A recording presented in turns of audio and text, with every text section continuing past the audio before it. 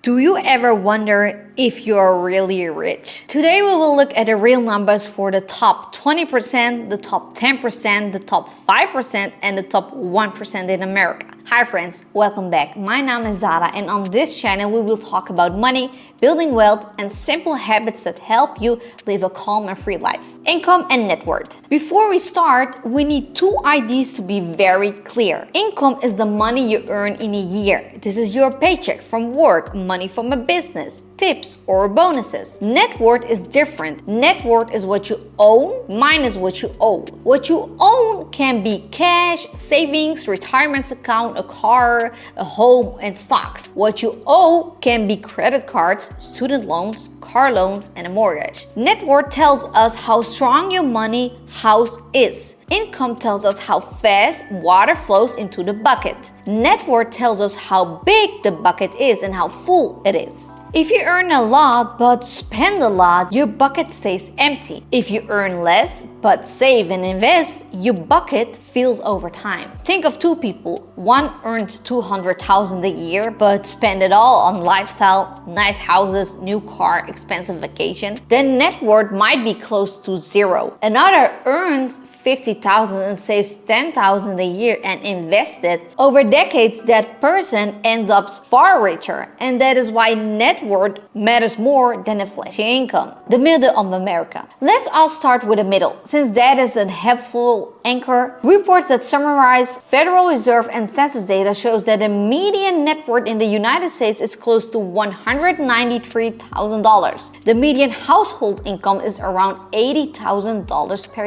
year. Half of the families have more than $193,000 in net worth. Half have less. For many families, most of their net worth sits in home equity and retirement accounts like the 401k or the IRA. It's not all in cash, it's tied to long-term plans. Think about what this means in a daily life. A family at the median may own a modest home and still pay mortgage and have some retirement savings. They might have a little in checking but not much cushion if something big happens. A broken car, a medical bill can still feel like a crisis. It is also normal that the middle still feels the pressure because monthly bills, housing costs, and grocery have gone up in the last few years.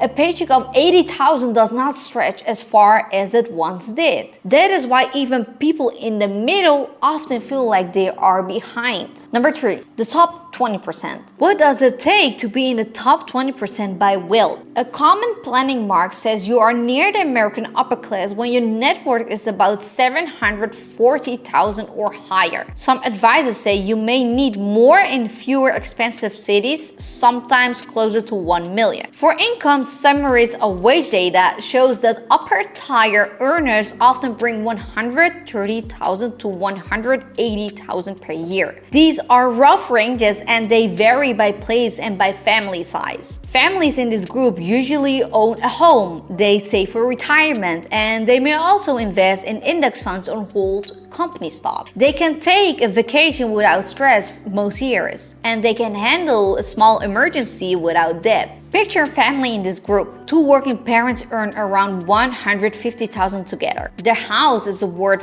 $500,000 with equity of $200,000. They have another $300,000 in retirement account and some savings. Their net worth is around $700,000. They live well, but they are not immune to setbacks. Still, there is a big gap between this level and the next level. The step from the top 20% to the top 10% is not small. It's a big jump in assets and in financial safety. The top 10%. To reach the top 10% by wealth, the numbers are much larger. Planning write-ups and new pieces that cite Federal Reserve tables often show a cutoff around $970,000 for the bottom of the 10%. Some reports place the range up to 1.9 million for the low end of that tier, and they show that the median inside the top 10% is close to 3.8 million. In other words, many families in this group sit around several millions above the entry line. For income, summaries that use tax and wage data often show 180,000 to about 200,000 per year for this bracket before investment gains. And here is the shocking part. When you add up the wealth of the top 1% to the wealth of the next 90%, you will get over half of the wealth in the country.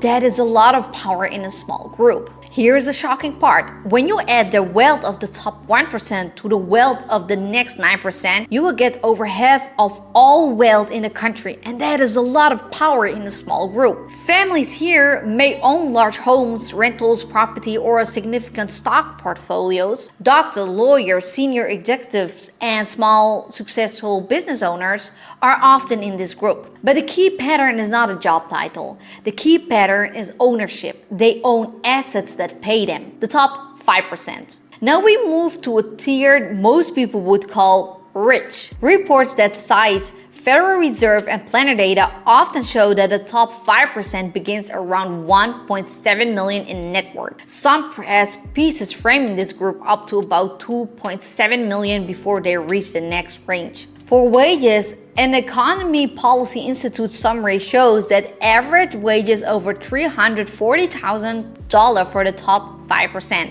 Remember, wages are not the whole story. Many people here also receive dividends, rental income, and business profit shares. At this level, money begins to make more money. The snowball effect is visible. A large stock portfolio can pay 5 figures or even 6 figures each year in dividend and growth. A rental home can pay steady rent year after year. A private business can grow in value without extra hours from the owner. Families here might own multiple homes, a range of investments, and even shares in private companies.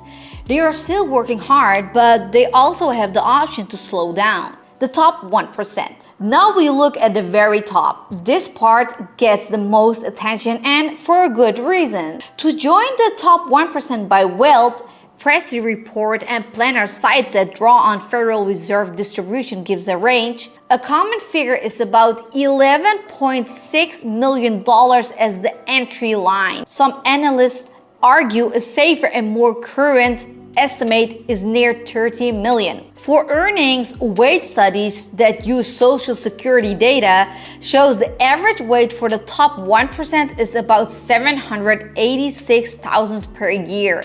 Total income can be higher because stock gains and business profits are not fully counted in wage tables. The concentration of wealth at this level is striking. Recent stories that cite inequality databases shows the top 1% holds around 1/3 of all household wealth in the country. That is a huge share for a very small group of families. Think about this, a March 25 housing analyst compared to the wealth of the top 1% in total value of almost every home in the nation. It found that the wealth at the top was almost equal to the value of the 99% of homes. This does not mean they will buy every house. It is only a way to show how large the number is. What millionaires have in common? So, what do the millionaires share? Most do not rely on a single paycheck. They build several income streams. Here are 7 common streams. Income from a job or a business. Dividends and interest from stocks and bonds. Rental income from real estate. Capital gains when they sell assets. Business income from a private company. Royalties if they create books, music, or patents. Partnership income from deals with others. You do not need all 7, start with 1 or 2. Over time, add another. The goal is to have more than one source, so you are safer in harder times. Imagine losing a job but still having rental income, or stocks going down while your small business earns steady cash. These layers make wealth durable, while the gaps grow over time. People ask why the rich get richer. A big reason is compounding. If you invest $10 million and the market grows 10% in a year, you gain $1 million without lifting a finger. If you invest $100,000 and it grows at 10%, you gain $10,000. Same rate, very different result. Over 10 years, the gap becomes massive. Taxes matter too. Many at the top earn through dividends and long-term gains, which are taxed lower than wages. Access matters as well. Wealthy families get private deals, top planners, and can spread risk across many assets. They can also wait longer because they are not forced to sell. None of this means you cannot grow wealth. It only explains why the numbers at the top move so fast. The good news is compounding works at any level. The earlier you start, the bigger the result. How to use this information? Here's how you can use these numbers in your own life. First, track your net worth every quarter. Make a simple list of assets and debt. Try to grow your net worth by at least 1% each month or each quarter. Second, invest on schedule. A low-cost index fund makes it easier to stay the course. Third, add one more income stream over the next year. This can be a side job, a freelance skill, an online product, or renting a room. Fourth, protect the downside. Keep an emergency fund, use insurance or big risks. Avoid high interest debt. 5. Set the next goal that fits in your life. Maybe your next step is to reach 100,000 net worth. Maybe it's to reach the top 20% line near the 700,000. Maybe it is to reach $1 million by a certain birthday. Clear steps keep you moving. The lesson is simple. Focus on net worth, invest on schedule, and add new income streams. And protect the downside so you can stay in the game. Tell me in the comments down below which number surprised you the most. Thank you for watching. And if you're interested how many Americans have 1 million saved, watch this video.